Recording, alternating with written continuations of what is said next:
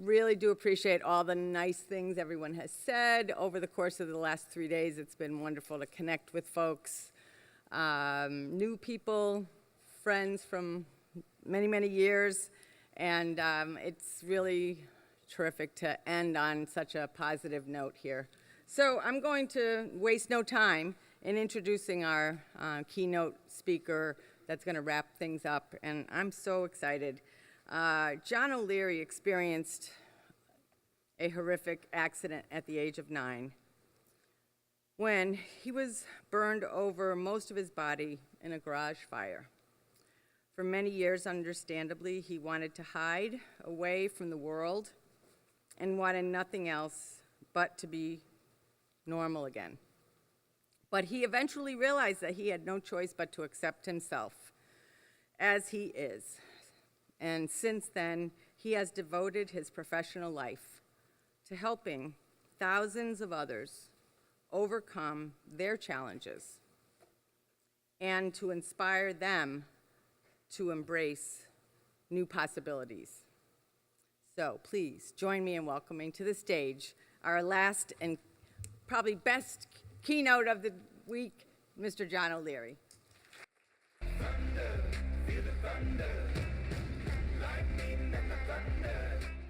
32 years ago, my friends, as you sit back on your chicken salad and veggies and roast beef and everything else that you're nibbling on, you're doing the right thing, by the way, I found myself in a very different ballroom, educators and leaders and sons and daughters. I was hanging out in a burn center room, and it was a room that I'd been in for the previous 5 months. When I was 9, I got burned on 100% of my body and was told when I came into the ER that I was going to die. Well, 5 months later, I'm not dead, I'm still in the game, and I'm ready to go home. I hear my father's voice down the hall. He's speaking to a nurse, and the question he asked her was, "Is he ready? Is he ready?" I wasn't sure what that leader out there was going to say, so I remember being a little boy in a wheelchair on a morphine drip. Morphine is like truth serum, okay? It's beautiful stuff. So I was liberated to speak truth. I yelled out of the doorway, "Yes, he's ready. Come get him, Dad." My father's footsteps came down the hallway. He opens up the glass door in the ICU, walks in. In front of my father was a red wheelbarrow. The wheelbarrow was full of champagne and lifesavers. They were not for me. I see some of you already judging, like, oh, the patient is 9, he's on morphine, and now they're mixing it with champagne. No, it's not for the patient, leaders. It's for the staff. It's for the men and women who tirelessly and humbly and assertively work for something bigger than themselves. This ought to sound very familiar to those of us still in the room today. Men and women collaborating, working together for something so much bigger than ourselves. This is what we do ultimately. My dad set the champagne down. He walks over to me, puts his hands on my legs, looks me in the eyes, and says, "John, little man, you did it. You have done it." And as a patient at age 9 in a wheelchair on a morphine drip, true serum, I looked back at my dad and said, "Dad, yes, I did." But I look back at that conversation with 32 years of insight into it now on how little I actually did by myself. If you stuck around not only for your lunch today, but to be encouraged by how terrific and how amazing John O'Leary is, at 1:10 today, you will leave here incredibly disappointed. But educators and leaders, medics, friends, family, daughters and sons, if you walked into this remarkable ballroom instead to be reminded how terrific you are, how remarkable our profession is, that it is not without its challenges, but the best of our work remains in front of us. The future is now, and we're part of it. That's an exciting place to be, and this is an exciting ballroom to find yourself, and I'm honored to be a part of it. So we get to spend the next hour not talking about me, but talking about you. It's a message we call the power of one. The power of one. Looking back on your own life, have you ever done anything that you now realize was a big mistake? Okay, looking back at the last 3 days here in Disneyland, we make mistakes all the time. In the classroom, in research, bedside, in our families, in our health decisions, we make mistakes all the time. When I was a little guy, growing up in the Midwest, I saw boys in my neighborhood playing with fire and gasoline. What these little men would do is they would sprinkle gasoline on a sidewalk. And I figured if they could do it, so can I. So can I. We make mistakes all the time.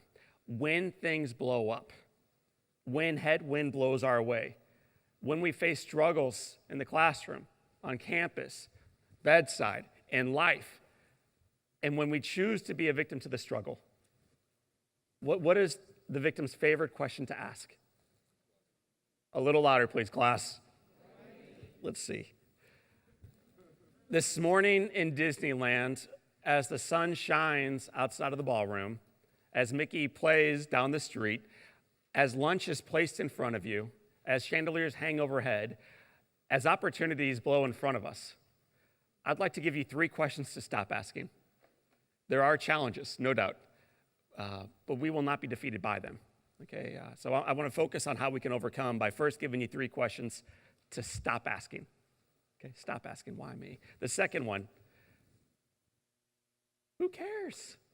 There was only one topic today that the leaders who brought me in said, John, you cannot talk about that because it's too divisive. It will split the room. What's the one topic we cannot talk about today? Politics. So I'm going to talk about politics right now and prove them wrong. But before you throw your roast beef sandwich at me, please listen, educators. Maybe listening would change the tone of the conversation in the room. Not only this room, but the larger room. So we're going to listen just for a moment. In the last U.S. election, pretty important one, some might even say, less than 39% of our students and less than 39% of our neighbors and probably about less than 39% of our room chose to vote. And now the majority of those who chose not to participate complain. Now, but before you think I'm knocking on your guy, I'm not. Had Hillary Clinton been elected, they would have been equally upset because they had their arms crossed, they were looking down, they were not participating, they were saying, who cares? Because they did not care for either candidate. They didn't care for Barack Obama or President Bush or the first President Clinton or the first President Bush. The ladies and gentlemen at home, who cares, have not seen a good president since Washington. It has been a while since we've had leadership up in this place, and they will complain about it, but they won't step forward. You're still here actively engaged, late on a Saturday, exhausted, but recognizing that the future starts now, that you're part of the solution, so you do care. So question number 2 will not influence you today because we will not be beat down by that one. Number 2, who cares? But if we did ask it, and if we chose not to participate, we would probably find ourselves asking the third and the final question, which is, what more can I do? Only one. I'm too old, too young. I've been around I met a gentleman today, 41 years. Some of us have been around for 41 days. What more can I do? I'm still getting my feet wet. This is all new to me. I'm new to this universe. What more can I do? But friends, today, as the future starts right this moment, we choose to ask 3 completely different questions. Questions that breathe life and possibility into our programs, into our students, into the world. It's a big deal. So these are worth remembering. They're going to be on the test before we get out of here today at 1:10. Question number 1, as the sun rises in Anaheim, as it cut through the fog, did you see it this morning? Foggy morning, ugly, lousy, and then the sun came up. And as it pushed through that darkness, in awe, we looked out the window and we asked the question of ourselves, whoa, why me? Eyes to see and ears to hear, hearts to heal, minds to teach and to learn, recognizing that in spite of how beautiful our life has been to this point, The future starts now, and the best is yet to come. We're blessed. We know it. We do work that matters. So we roll up our sleeves, we step away from the sunshine, move toward the shower, we grab a Mickey Mouse handle. Did you have one of those in your room? Dude, how do they do this? They grab a Mickey Mouse handle. Once we figure out which way Mickey's head goes, we turn it upright, and then something remarkable happened today. What happened today? Water. Water. Now, some of us right now are probably thinking, dude, get to the point. And for those of us thinking that, hear this. I'm knee deep in it. Don't miss it. If Mickey's head turned to the left, bringing water into your bedroom this morning bored you, don't go home today or tomorrow. Grab your passport and travel almost anywhere else in the world. And we will no longer take for granted and be bored by what we saw today. Hot water piped into our lives, man. What a gift it is. And so in the shower of life, as the sun rises outside, we ask the second question, which is a worthy question. Who cares if the industry is shifting? I don't know if you know, but it seems like healthcare has changed a little bit over the last 41 years. And education has changed a little bit over the 41 years, and we live at the genesis, at the connection point of both. Whoa, this is hard. But we respond, who cares? It's worthy. And the best remains in front of us, starting right now. Who cares? It's a question around mission, ultimately. And it allows us to dance through our days, finishing strong by asking the third and the final question. And anybody want to guess what the third question is? It's on the screen in 48 font. One lady in row 2 out of 700 or so leaders. When I speak, not to leaders, but to kids, I don't mean like your students, like 18, 22, 36, 48. I don't mean those kinds of students. I mean little ones, first graders. And I ask a question of a first grade class. How many hands go up? Every hand? But by the time I call on them, they seldom remember the question. Okay. Let alone the answer to it. But they are engaged. I'm a St. Louis, Missouri guy. I was speaking in St. Louis not long ago. I'm fist bumping first graders as they walk back to class. Come on, man. Have a great day. Have an awesome day. And a little guy fist bumps me. And then he pulls back in shock, looks at my right hand, then my left, looks into my face and says, "Whoa, mister, what happened to your hands?" This is after I spoke to his class.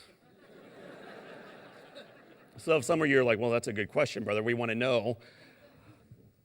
I haven't shared with you yet what happened. I will in a moment. Hang on for it. I just spent an hour with this class telling him all about it.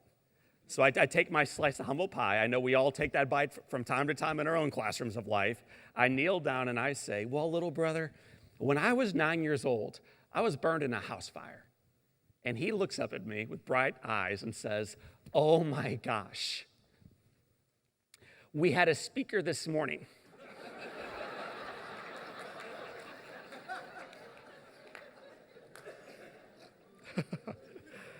And when he was 9, he was in a fire too. You guys should meet.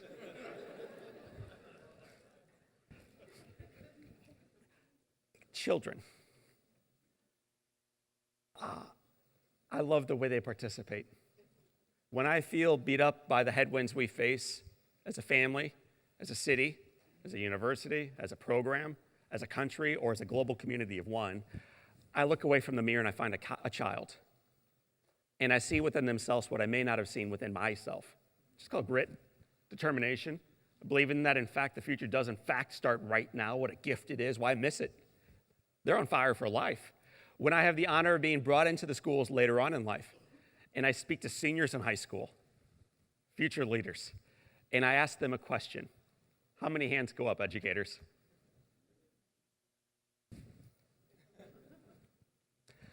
When I speak at a large conference in Disneyland,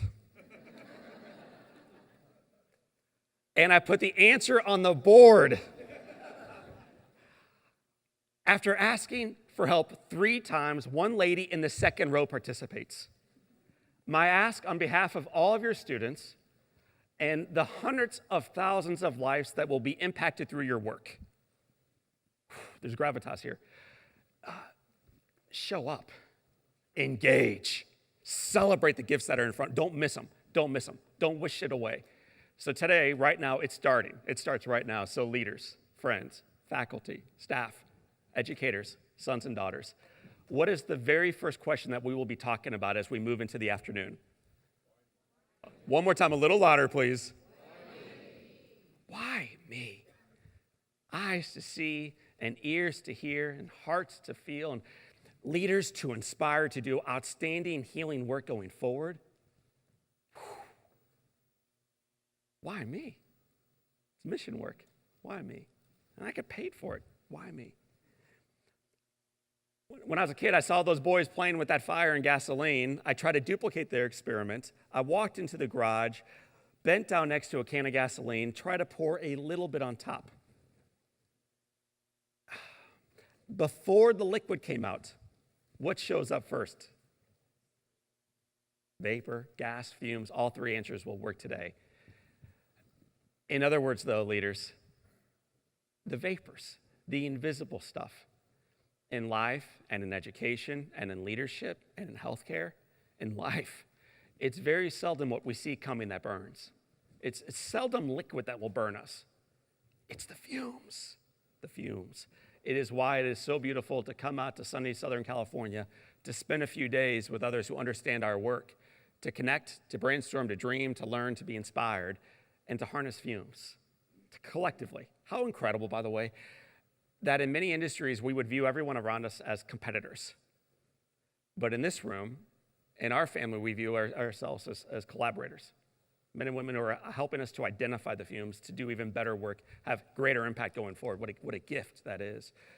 That day the fumes came out of that can. It created a massive explosion, split that little can in 2, picked me up, and it launched me 20 feet against the far side of the garage. When we were little, educators, leaders, we were taught and trained what to do when we're on fire. What are we supposed to do? Good class. What do you actually do, though, when you're on fire? Bad class. Why? Fear. We'll stay there then. Fear. This is why it matters to you, I think, today. We train up here. Take notes. Write it down. You'll need it when the patient presents this way. Up here, which is important. But this without this is hollow. Our job today and our job in the classroom of life is to make sure that the two are one. That what is felt and experienced and trained up here is also connected down to the source that we can utilize it.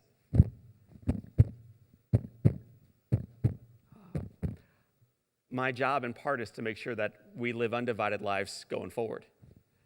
That day for me, it was very divided. Fear kicked in. I got scared and I panicked. One moment, happy and healthy. And I'm going to zoom in for the folks in the far back. And it's okay to nod your head. Extremely good looking. Okay. I mean, bangs like that. That is either a laser level, or what else might that be? A bowl. And that little white thing below his chin, what's that called? It's not a turtleneck. It's a freaking dickie. Some of you don't even know what a freaking dickie is, okay? Don't Google it right now, okay? It's the top part of the turtleneck. And your mama makes you wear it. And you hate her. But you love your life. Life was grand. Parents were together. Everybody's always been healthy. We never needed any help from the outside community, and then life changed. And this change blows into every one of our lives, every one of our students' lives, and certainly every one of the patients' lives that we're able to influence through our own. Life changes. The next picture, even for men and women very familiar with it, this next picture is always hard to look at, so you may want to shut your eyes just for a moment. But I found myself on my back with burns on 100% of my body. 87% were third degree. I'm dying. You don't know that. I'm dying here. And I needed help here. And I could not do it by myself here. And this is when you show up, leaders. The very first person to greet me was a gentleman named Vachiavajan. He was a physician. And he was the kind of man who made it all about his entire team. It was never about him. Perhaps the best story about Vachiavajan was he used to round every single day. He would bring in the entire team. This was before it was popular. The first person in the room behind Vachiavajan was a custodian. His name was Lavelle. He would bring him into the room, sit him on my bed, and say to him, Lavelle, you see this little boy? You are keeping him alive. Thank you. You are keeping him alive. With burn care, what's the number one killer of burn victims? Infection kills all of our patients. PAs, docs, nurses, they don't control infection. They are part of the team, but maybe the most important person on the entire team. The custodian. The least among us aren't. Okay, it's important we all remember that every day of our life. They're incredibly, incredibly important. Dr. Avajan reminded the entire team of their value, and he took time to remind each individual of their role. And I got to witness it. The entire staff would roll through, including, of course, the frontline team. One of our colleagues looked a little bit like her. Unfortunately, another one looked a little bit more like him. What's his name from the movie? That's Apollo Creed. Well, back in the 80s, he was a nurse. And his name was Roy. And he would come into my room every single day of his life, of my life in that room. He would unhook me from the bed. He would pick me up and get me back on my feet. My legs can't bear weight, and it hurts when he does this. And then he starts walking me back toward the bandage change tub. And on the walk back, he whispers into my right ear. Have you guys and ladies ever met like a really big guy with a really sweet voice, though? Like very compassionate, loving. You'll need to lean in to hear what he says. Here's what Roy would say every day.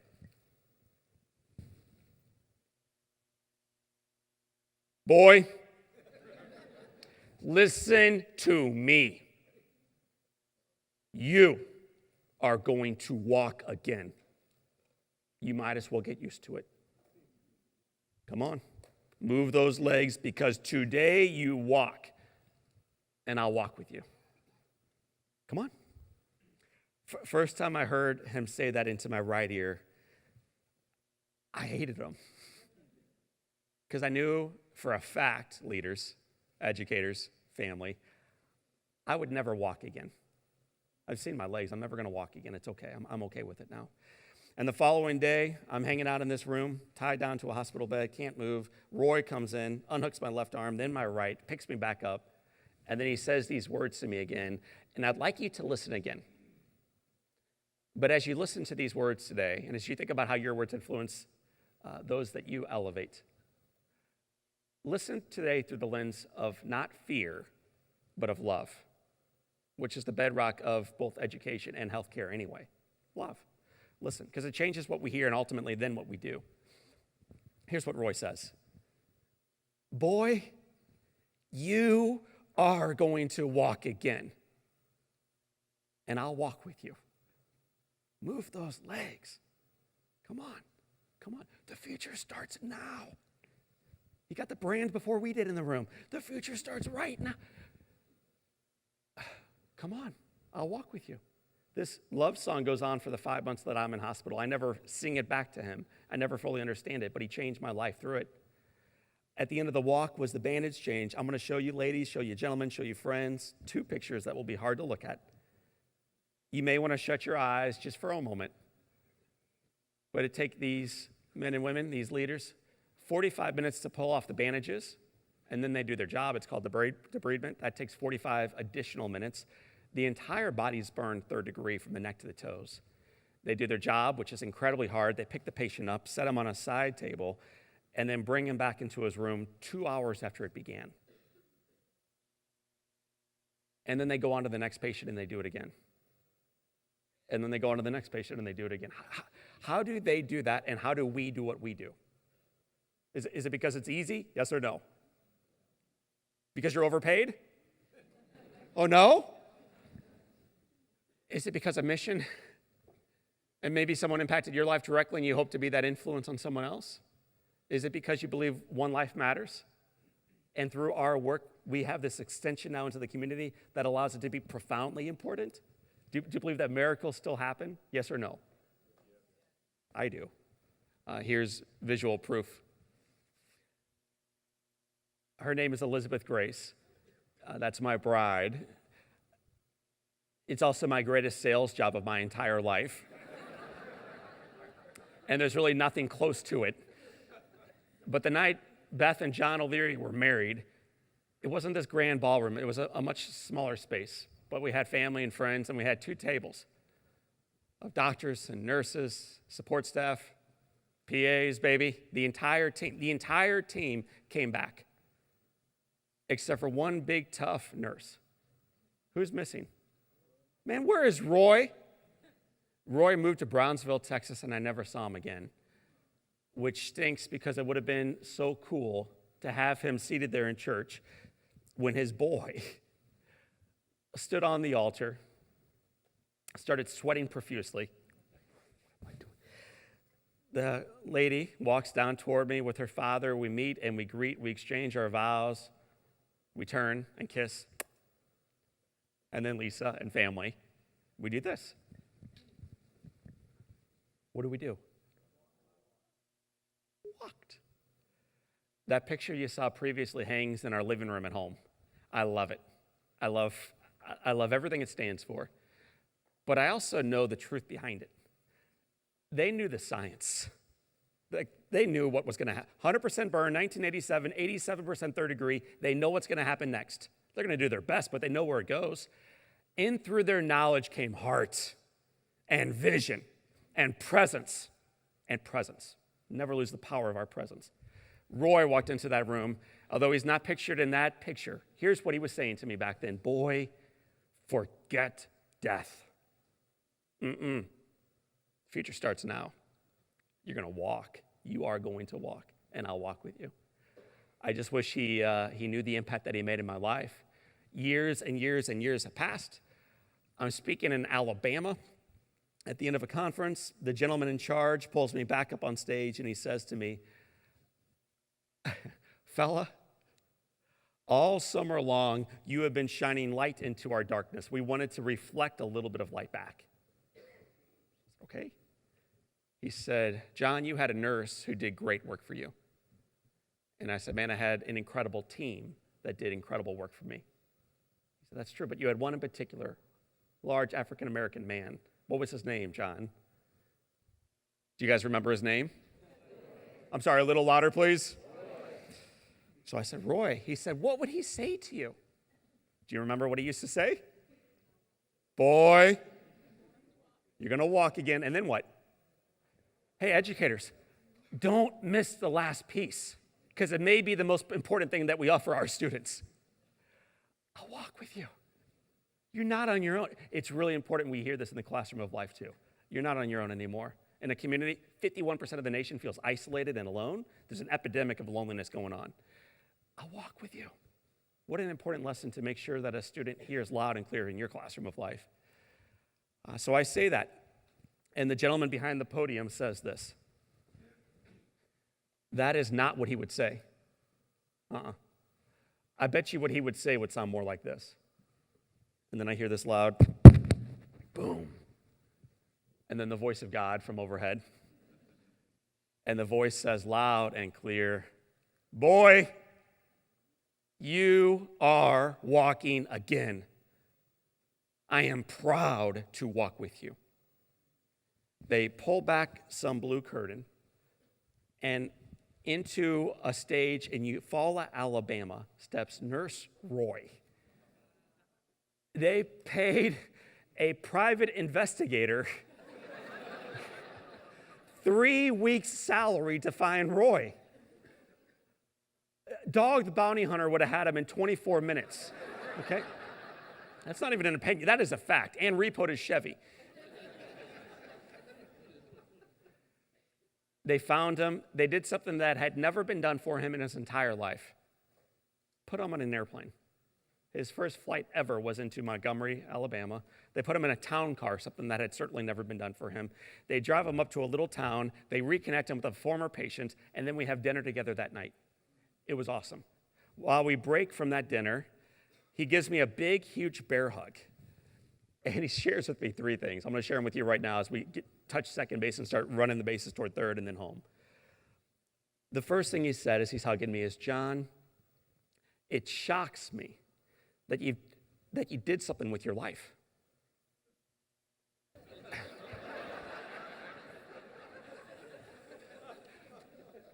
And I wasn't sure if that was nice or mean, but I said thank you to be polite. And then he said, but you know what surprises me more? And I said, no. He said, how beautiful your wife is.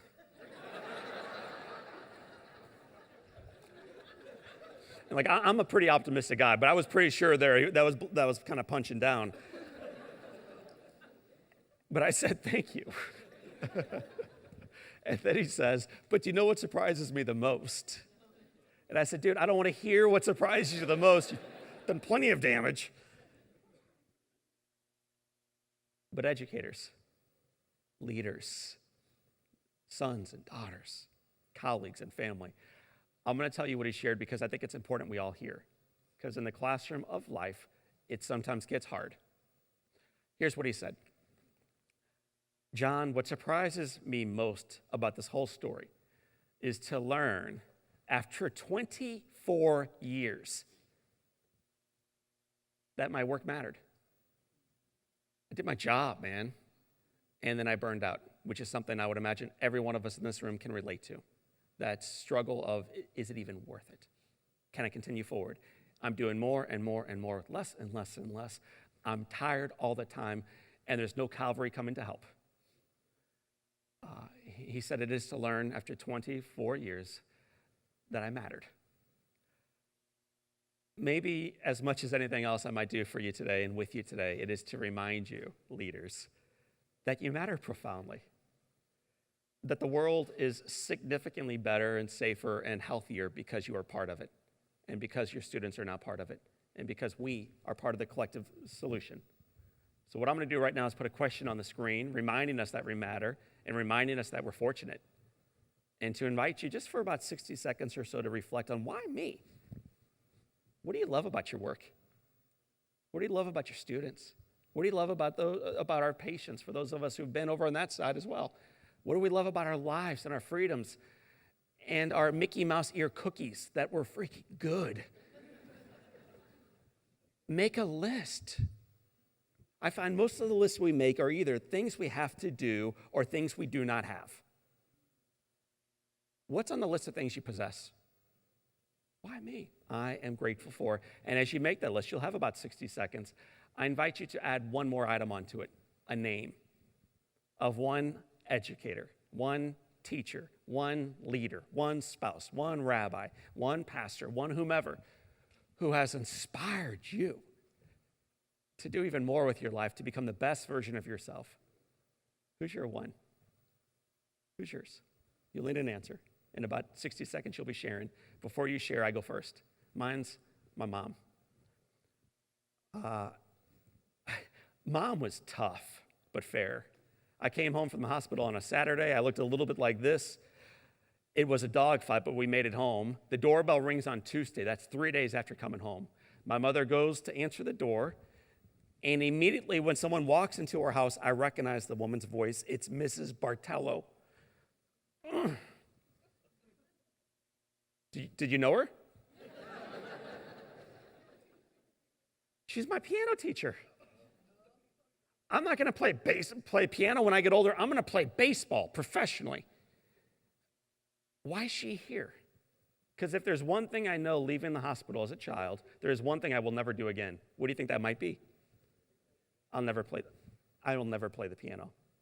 Some mountains are too tall. Some things are, contrary to what you heard yesterday, some things are impossible. Nick's wrong. A kid without fingers will never play the piano. So my mother comes into the kitchen. I look up and I say, Mom, why is she here? And she gave me an awesome answer, leaders and educators and sons and daughters and aunties and uncles. Listen to what my mother says to my question, because it's an answer you may need to provide in your classroom someday. Mama, why is she in our house?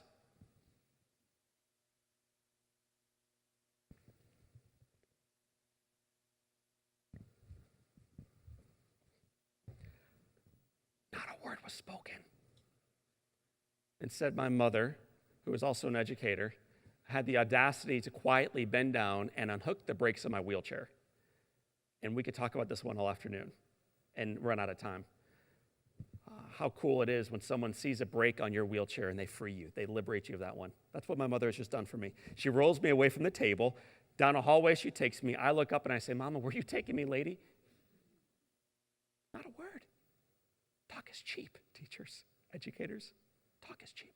When what is required is movement, and momentum is a very difficult thing to stop. She rolls me down a hallway toward a piano. A little 9-year-old boy in a wheelchair with no fingers on a morphine drip is now in piano class. I hate my mom. Maybe Mick was right. And the following Tuesday, I'm at home at a kitchen table when the doorbell rings and Mrs. Bortello comes back. And then the following Tuesday, for 5, what's the next word? Years of Tuesdays. What I wanted to do is to put the question back on the screen and give you 60 seconds or so to reflect on who yours is. You've been hearing an awful lot about mine. Now it's your turn. Who's yours? One phenomenal teacher, one remarkable PA. Maybe it's a student for some of us or a daughter for others, but who's yours? And while you reflect and while you kind of collect your thoughts around it, what I wanted to do is come over to this piano. You may have noticed it now. And I'm going to prove Mick Ebling correct, that it's not impossible. Okay, that it just is not impossible. When I started playing at first, though, you should understand my right arm was tied down to my side, and my left arm was pretty much tied down, so I kind of played a little goofy. It sounded a little bit like this.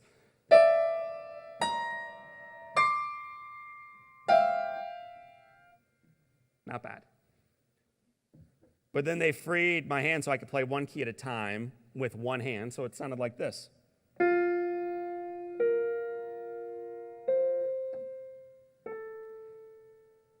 And then something cool happened when you start playing together, which is what we are living proof of in this room today. When it's not about me winning and you losing, but us collectively rowing and building and struggling forward together as one. 2 hands.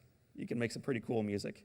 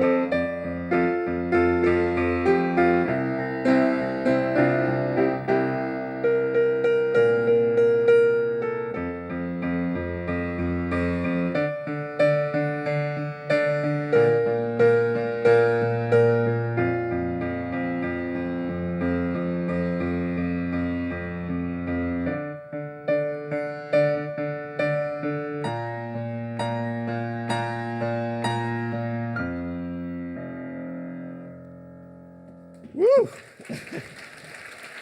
All right. There we go. All right. Anybody recognize the song? Unfortunately, we have to stay in here till 1:10, so take your seats. The band is Coldplay. What's the song? The Scientist. What is the refrain on that song? Nobody said it was easy. We can sing the song back. But then sometimes we forget it when we show up. Sometimes we forget it when we deal with delays out of whether it's John Wayne Airport or LAX or wherever you may be flying out of later today or tomorrow morning. Nobody said it was easy.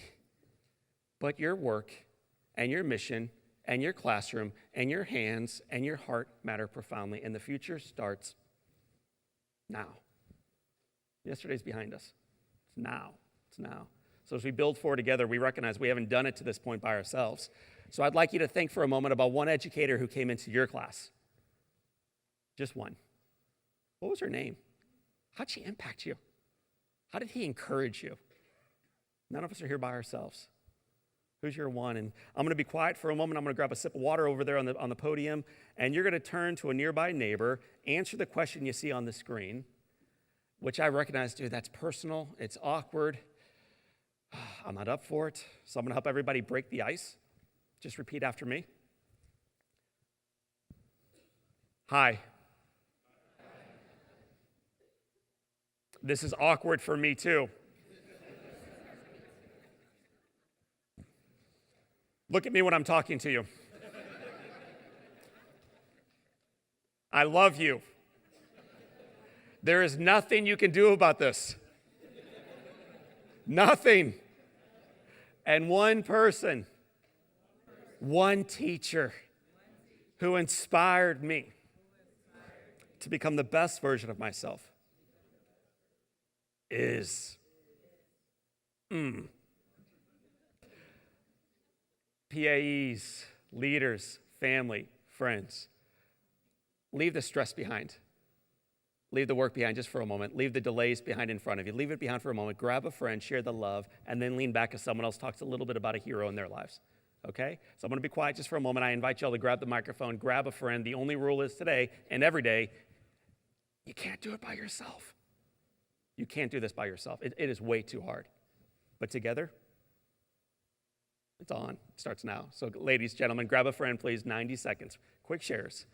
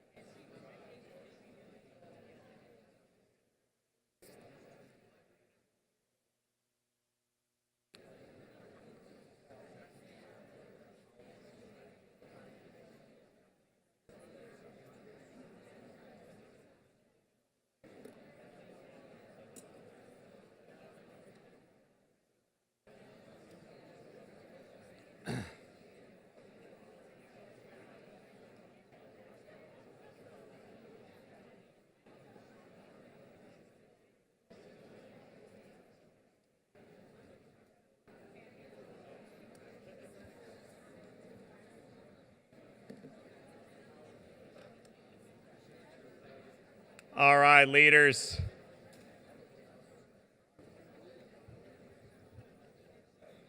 Educators, daughters. That's enough love.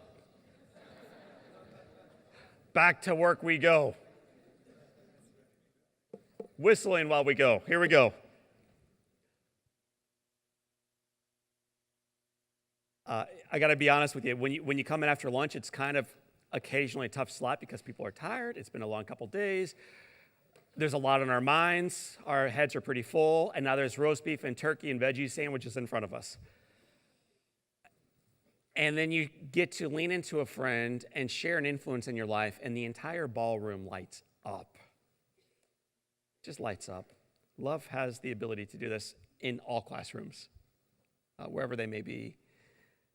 If you want to take a deeper dive into the power of one person in our lives and what it might mean as we go forward and live it out in ours, I invite you all to consider checking out a podcast. How many of you listen to podcasts? Well, a lot. That's a big percentage. You may not know this, but sometimes the media can be a little negative. Well, the wild thing about podcasts is you get to choose what you're listening to, and there are no commercials, and usually there's nothing for sale. We have one, it's a top 20 iTunes business podcast. It's called Live Inspired with John O'Leary. It's free. And I just encourage you as you roll through Madison or LAX or Seattle or Orlando, wherever we may be coming from, to consider checking out our podcast, Live Inspired with John O'Leary. Last week I interviewed a woman named Brene Brown on her story. It's more than you know. The week before that, I interviewed a little band out of California called Journey. Journey in the house, people. Okay. Journey in the house. One of the stories that their keyboardist shared is that he was done. He gave up on the band. He had no money. He was coming home. He wrote to his dad in Chicago and said, "Dad, I can't make it. I need money to get home. Can you help?" And his dad could. He wrote back to his son, and he included a check for $3,000.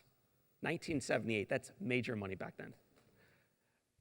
He told his son that he thought he could do it. He told his son that it was possible. And in the memo of the check, he wrote 3 words to his son. Don't stop. It's a true story. Don't stop believing is on the memo of the check that Jonathan Cain cashes in 1978. He wrote it down in his journal. I don't know how many of you journal. If you don't, I beg that you do, and we're going to talk about that next. Don't stop believing. He wrote it down in this journal that night, circled it, cashed the check the following day. 6 months later, they released a little song. You probably sang it last night at a bar. Don't stop believing. What an important memo to get. And there are no better teachers to deliver it than the ones that I have the honor of being in front of today. Don't stop believing. It will be hard. You will be ostracized. You will deal with challenges. You'll deal with stuff we don't even know is coming toward us yet. But don't stop believing. Don't stop believing. That is an important memo. Jonathan Cain got it, and now we get to listen to it and then live it out through our lessons. So again, it's called Live Inspired with John O'Leary. Just crazy good stories of normal human beings doing life together. And then asking this question. This will be the question that takes us all the way to the finish line before John comes back up and replaces this John. The question, class, the question, leaders, the question, PAs. What more can I do to make tomorrow even better than today? What more can I do to make tomorrow even better than today? So here's John O'Leary's final grand finale story. A little boy named John got burned. They bring him into the ED. They tie him down. Mom and dad are nice. All that stuff goes on. Doctors, nurses, PAs, everybody's coming into the room loving on him. But eventually they leave the room, and I find myself tied down to a hospital bed like this. I can't move my arms and my legs as a child to control contractures. Your lungs are burned. So they put a hole in your neck. What's that called? You got a trach. So now you can breathe, but you cannot eat or drink or talk. It's like being at conference. Not for a couple days where you are learning and growing and connecting and collaborating and recognizing the future's now. But this goes on day after day with one other fairly mighty challenge. Your eyes are shut, swollen shut, body doubled in size, so you can't see. And you're in there. You're awake and you're mad. Your favorite question as a child, anyone want to guess what it was? Why me? So unfair. Other kids did the same thing. But occasionally you leave the dark, you come into the light with a little bit of faith, a little bit of hope, a little bit of love. You dream and you pray and you imagine. and you listen. Have you ever noticed how much more you hear when your eyes are shut? I mean, some of you have been listening beautifully the entire time I've been speaking.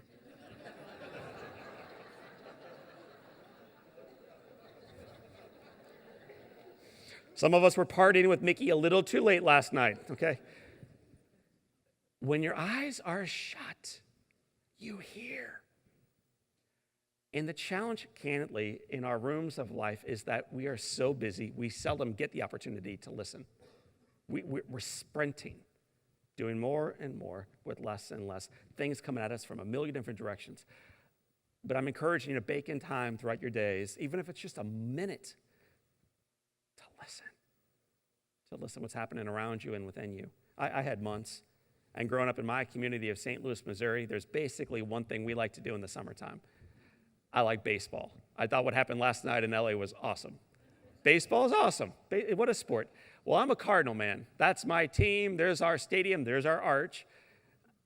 And the way we used to watch it was not with our eyes. It was with our ears.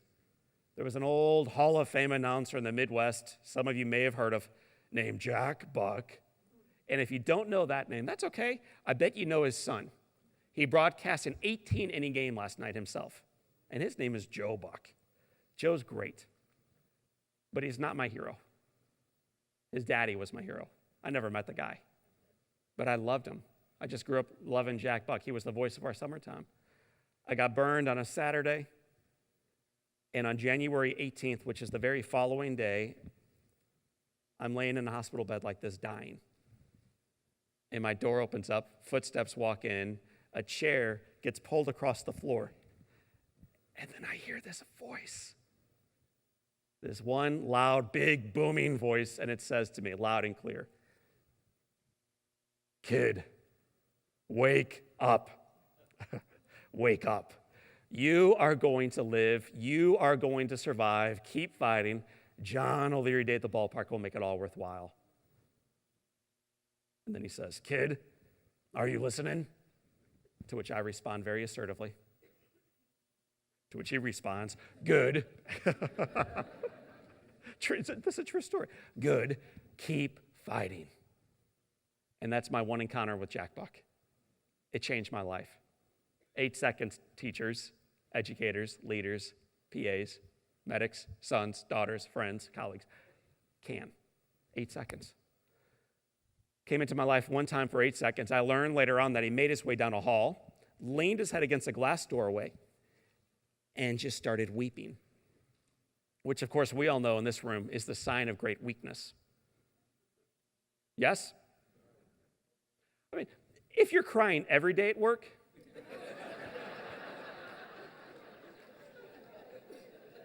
too much emotion. Not healthy. Come see me. But when we are doing life with people, and when we are bringing life-giving care back to those we serve, if that doesn't inspire emotion within you, I think you're in the wrong profession, candidly. It ought to break us down and fill us with delight from time to time, both out of sorrow and joy. Tears. It's healthy. It means we're alive and connected. Jack Buck was a man's man, a war hero, 2-time Purple Heart recipient from the Battle of the Bulge, who wept because he loved. He loved. One of the nurses comes over to him, kneels down, looks up and says, "Mr. Buck, are you okay? We can't lose you." And the gentleman responds, "I'm not sure that little boy won't make it, will he?" And the expert looks up and says, "Mr. Buck, there is absolutely not a chance. It's his time. It's his time." When this diagnosis comes into our classroom, or with one of our students, or in one of our relationships, or with our own health, and it will show up, what we do next matters. And what we collectively do next matters. What he does, he takes it home, cries, prays, and journals on one question. What more can I do? What more can I do? The following day, there's a little boy named John O'Leary hanging out in a burn center bed. When his door opens up, footsteps walk in, a chair comes across the floor, and then I hear this big booming voice into my darkness bringing light. "Kid, Wake up. I'm back. You are going to live. You are going to survive. Keep fighting. John O'Leary Day at the ballpark will make it all worthwhile. See you soon, which is beautiful words for someone struggling to hear from someone they look up to. See you soon. See you soon. He leaves, and the following day he comes back. 8 seconds at a time, he guides me forward for 5 months, changing my life day after day after day. Our calling, by the way, it's just our calling to lift up others around us. Jack then comes by in a Lincoln Town car, takes me downtown. We have John O'Leary Day at the ballpark. That's me on the left. Okay. He then sets me back in my wheelchair, rolls me upstairs, and we broadcast the Cardinal game together.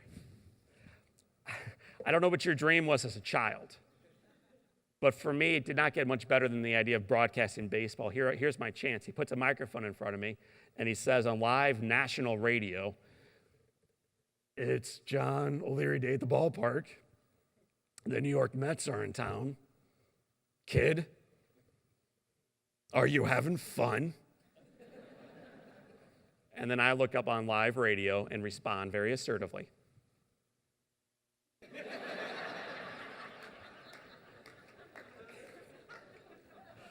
What an interview. Because I'm shy.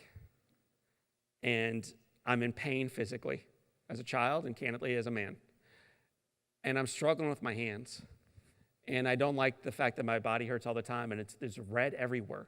The places that have healed and the places that aren't yet healed. And I don't like my wheelchair and I miss my friends. But when he asked that question that night, I gave him the real answer. I'm having a blast. You're changing my life. I just don't know how to say it to you yet. Jack sees a little boy that has very little going for him. And it is very easy for us to identify this as people present in our own lives. All the things that are wrong. But when he looked down, he saw not only what was wrong, but also what was right. When you look at this picture, what jumps off that screen at you? Cover up the mouth. The twinkle, baby.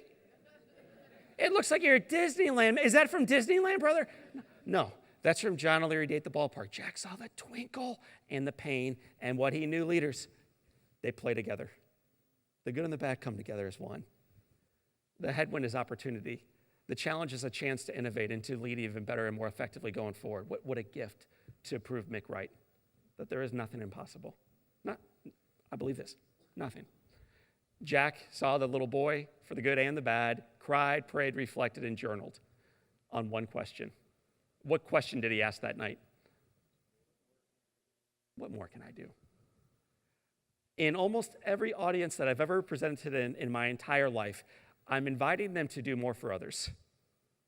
Get off your high horses, people, and serve. I would never say that, but that's what I'm kind of saying. In this room, leaders, in this room, it's the opposite. For men and women who invest their entire lives in others, my ask of you today is to ask the question like this. What more can I do for me? How can I stay in this game? How can I stay healthy and well-informed and emotionally astute and aware and intelligent, to not burn out, to not break down, to remain healthy and spiritually alive? What more can I do for me? Because once we get that answer right, it's so much easier to serve and elevate those around us. So what more? Be selfish. The story is almost over. But think already of the answer you want to give yourself. What more can you do for you? Be selfish for once today. What more can I do? The following day, a little boy named John got a baseball. Ozzie was the shortstop for the Cardinals. Some of you may remember him. Below the ball, by the way, he's an LA kid. Spent a lot of time in Los Angeles. Below the ball was a note from Jack that read, "Kid, if you want a second baseball, all you have to do is send a thank you letter to the man who signed the first." Just one problem. What's the problem? You can't write. Do you think Jack knew I could not write? Yes or no? So why would he make me do something he knew I could not do? A little louder, please. Challenge because he knew you could, and to encourage you. Great answers. My mom was trying the same thing. She's an educator. She used to walk into my room with a little pen See if I have one. Probably has Mickey ears on it. It does. A little Disneyland hotel pen. She would try to hand it to me. And my mother would say, baby, when you learn how to write again, you get to go back to school.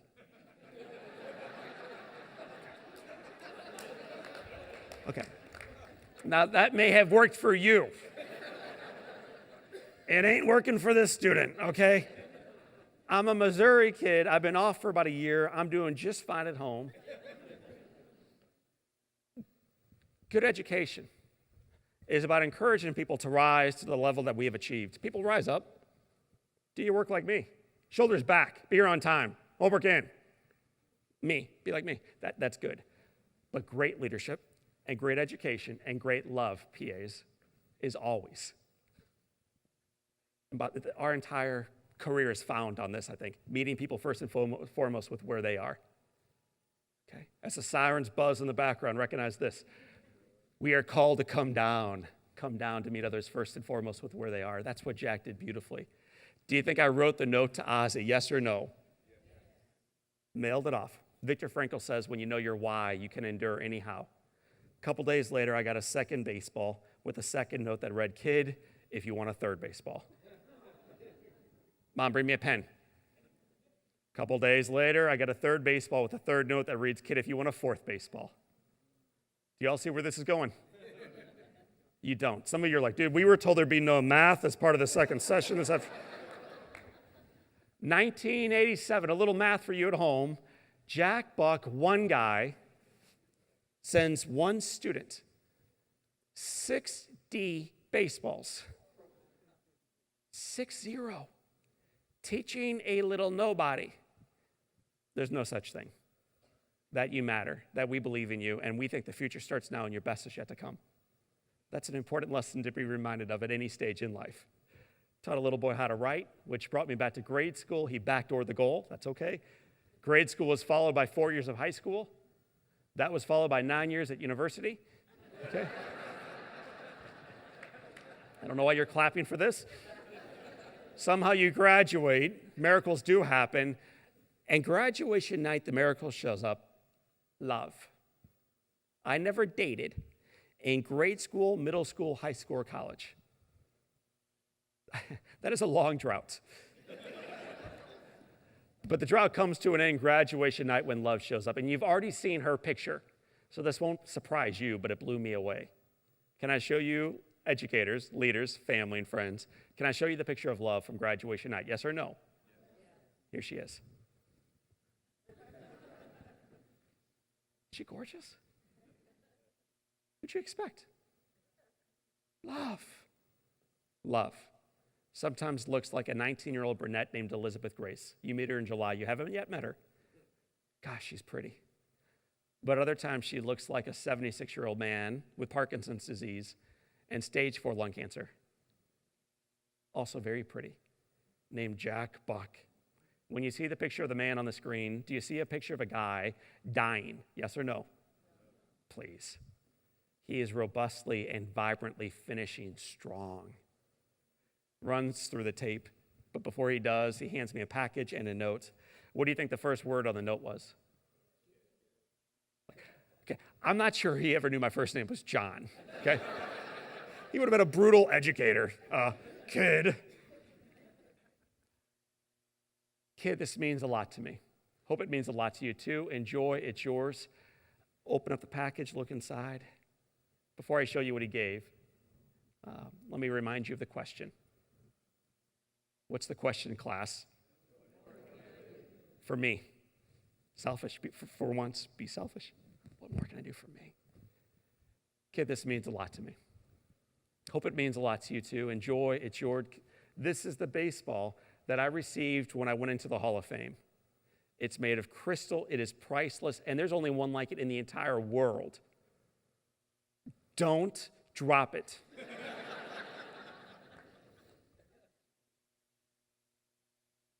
He taught a little boy to believe and to dream and to achieve, which led to this picture. 10 months later, led to this picture. The honeymoon was very short. Okay. He's named after one of the great educators in my life. What do you think his name is? I think we ought to teach and model in such a way that when our students have children, they name them after you. Not because you have a big old ego and you demand it or they will not pass your class at your program, but because you served well, you loved well, you taught effectively. Jacks. There's a lot of kids running around St. Louis, Missouri named Jack because of one great teacher. Teaching matters. It changes the world. Jack now has a little brother named Patrick. And when I'm out of town, in particular in Disneyland, my kids and my wife hate when I'm gone. So what she does to punish me, she'll take my little guys and dress them like this. Okay. So when I get home, I rip off those, she calls them Sunday smocks, get them back in their gear, tell Jack and Patrick I love them, there's nothing they can do about it, remind them to love on Henry. And up in Missouri, they just keep showing up. Okay. Jack, Patrick, Henry, and then finally, leaders, a baby girl named Grace. You do find, if you travel too frequently, that two parents who both have dark hair. Okay.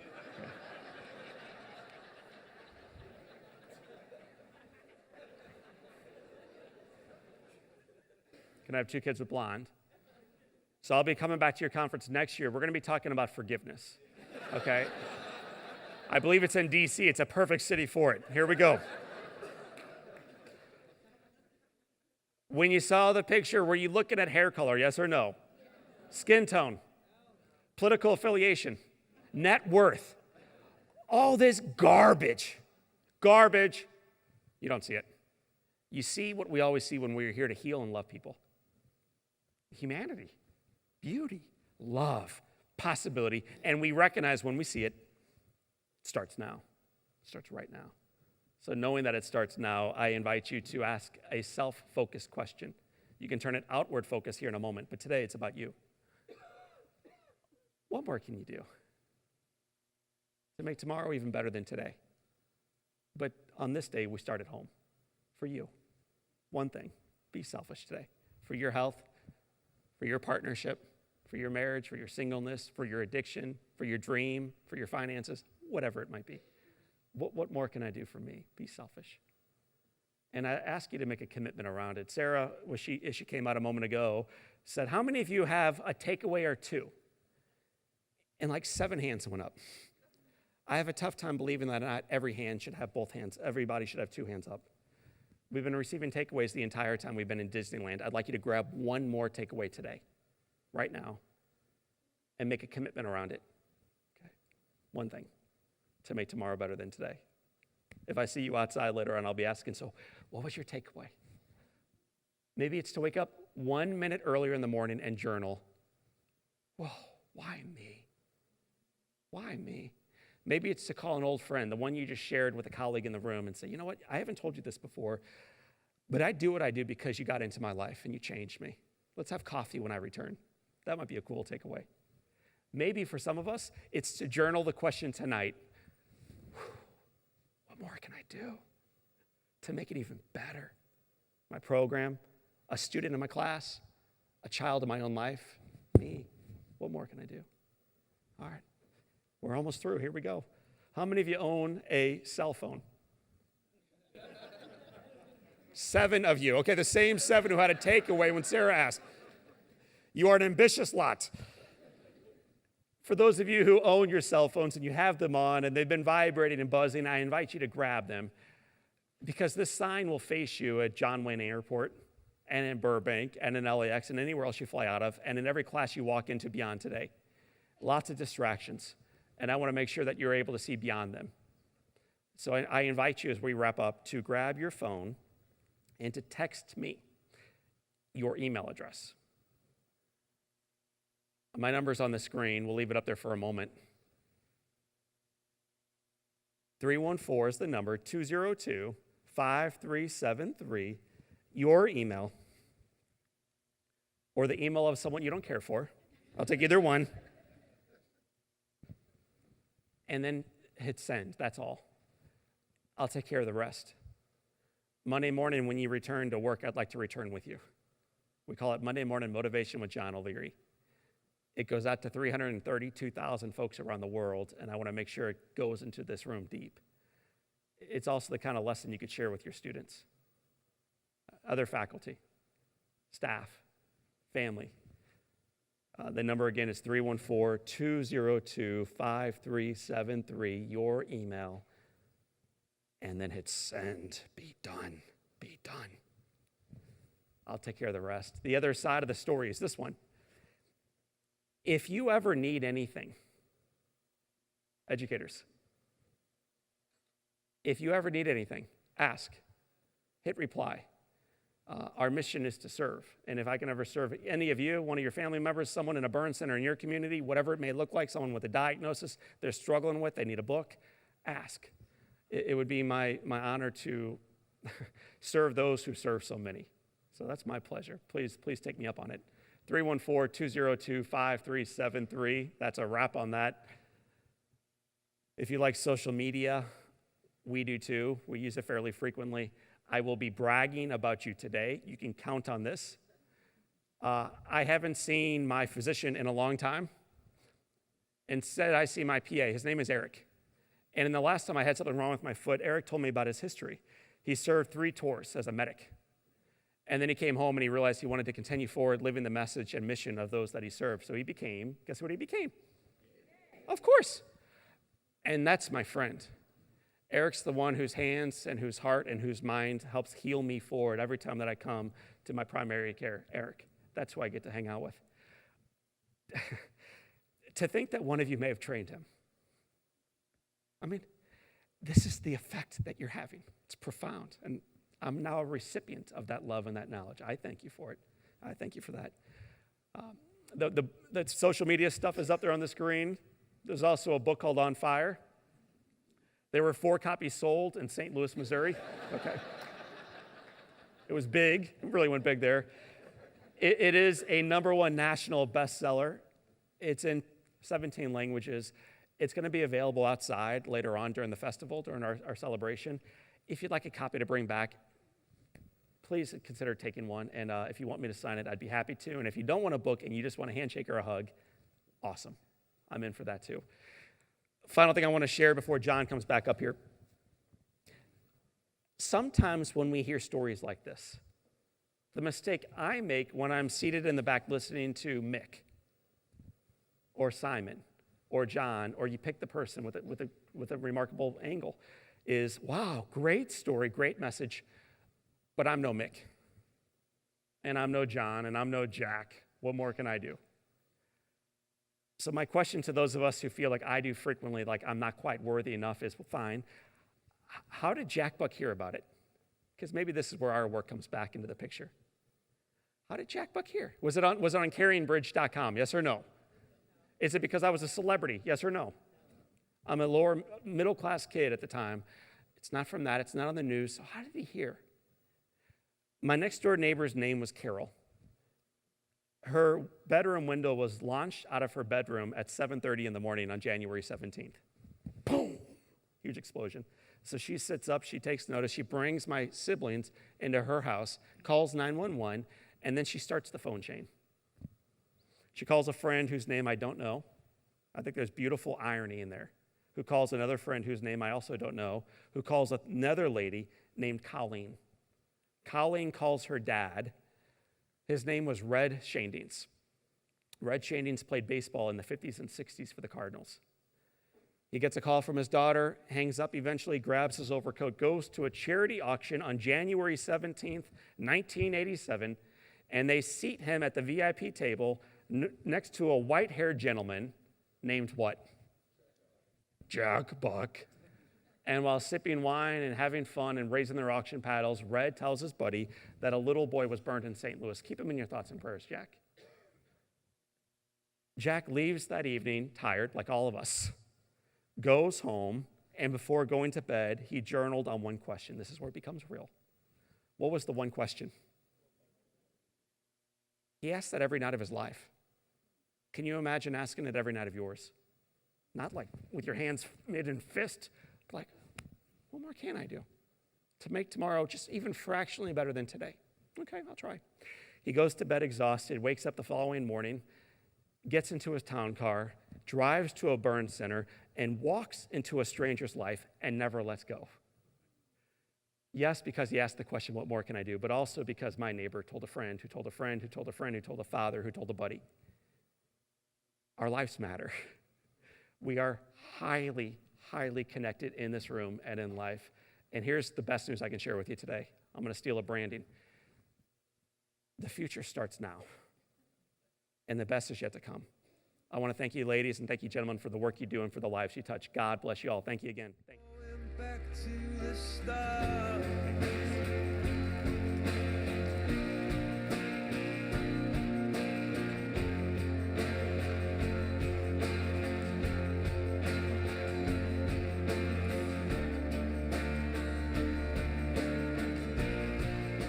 Wow. Just wow. I came to the forum expecting to learn, check. I came expecting to hang out with people I love, check. I came expecting to be inspired, big check. I did not come expecting to lose my composure emotionally. Darn you, John O'Leary. What a great way to wrap this up. What a perfect way to finish. What more can I say? I have a favor to ask before we wrap things up completely. My kids could not be here because they have terrible parents, but I want to share with them, I want them to meet my other family. So here's what we're going to do. I want to get a sense of that. I want to give them a sense of the energy in this conference. So I'm going to video you. Hope you don't mind. I'm not having you sign any disclosures. But I want you to make a little noise on 3, and I want to capture it on video so that my kids can have a look. Are you willing to do this? Let's do it. All right. So some of you may remember, if you're in Seattle, you got to meet Mimi. Anybody remember that? So I had everybody say hello to my daughter. So I really embarrassed my kids a lot. But okay, we're going to do this. Ready? 1, 2, 3.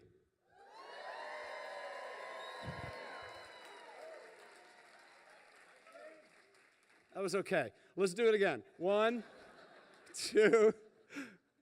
Wait, hold on. 3. Go. Go. Much better. While we're wrapping things up here, it's been a tremendous conference. I think everyone's leaving with a lot of energy. Let's carry that energy to DC next year. We're going to go to DC, the belly of the beast.